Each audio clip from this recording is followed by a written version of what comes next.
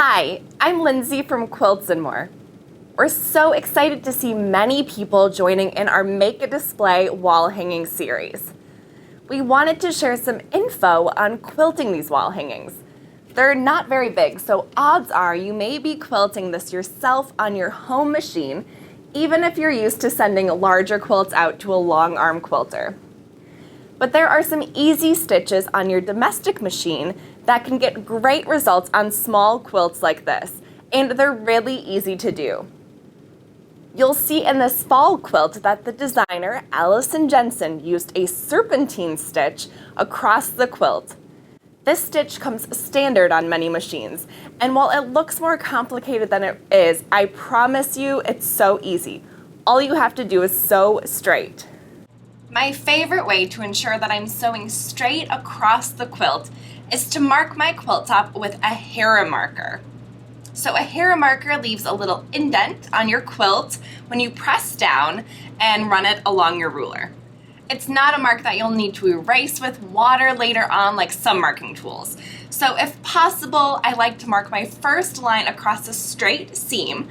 So in this case of this wall quilt, you can use the inside border as, an example of how to line up your ruler. And then from there, you can use that first marked line to mark lines across the rest of the quilt top evenly spaced, such as every 1 inch as in this quilt. Then, to do a serpentine stitch, find the wavy line on your machine stitches. I'm setting my stitch to 5 millimeters wide and 1 millimeter long. Then stitch across the quilt, making sure the center of your machine foot follows the marked lines. You can use the same technique for a straight stitch too. So you'll see in this spring wall hanging, the designer did grid quilting across the quilt top. So you can mark your quilt with a Hera marker in the same way and use a straight stitch to quilt on the lines. Small quilts are also ideal for hand quilting or adding big stitch accent to.